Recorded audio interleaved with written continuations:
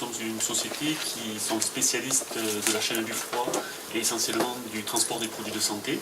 Et depuis 1990, nous fabriquons un matériau isolant avec lequel nous concevons des emballages isothermes. Je suis rentré dans l'économie de la fonctionnalité. Au départ, on m'a dit, voilà, c'est très intéressant. Aujourd'hui, c'est terminé, on vend plus son bien, on vend la location de ce bien. Ah, j'ai dit, tiens, c'est intéressant, effectivement.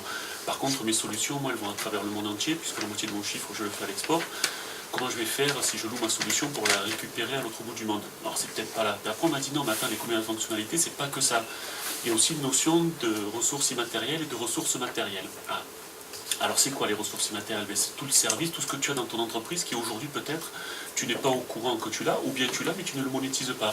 Donc essaie d'aller développer ton chiffre d'affaires en monétisant ces ressources immatérielles. On a commencé à chercher au sein même de l'entreprise des ressources immatérielles et du service que nous pourrions monétiser. On est allé un petit peu plus loin, on nous a dit ça serait bien aussi de voir un petit peu tout ce qu'on appelle ça des externalités, des causes que l'on peut induire à tout notre entourage et à repenser un petit peu notre périmètre, arrêter de rester sur soi, de fabriquer des emballages isothermes et voir un petit peu tous les autres acteurs qui rentrent dans la chaîne du froid. Ça c'est intéressant, donc on est allé voir un petit peu tous ces gens-là afin de pouvoir proposer in fine une solution plus globale et non plus parler d'emballage isotherme mais parler de solution isotherme.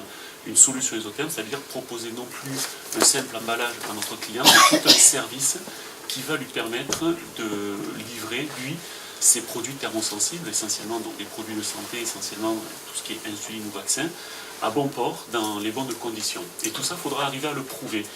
On arrivera à le prouver avec un produit qu'on a développé, pour lequel on a déposé un brevet l'an passé, qui est un enregistreur de température, qui prouve que nos solutions, testées avec notre bureau d'études au sein de nos enceintes climatiques, livrent bien à bon port, après tous les flux de transport qu'a pu subir donc le produit, la solution, le vaccin, l'insuline, dans le bon intervalle de température. Donc aujourd'hui, on arrive à faire des solutions beaucoup plus fiabilisées, beaucoup plus dans l'usage qui va en être fait, avec une consommation beaucoup moindre de matières premières.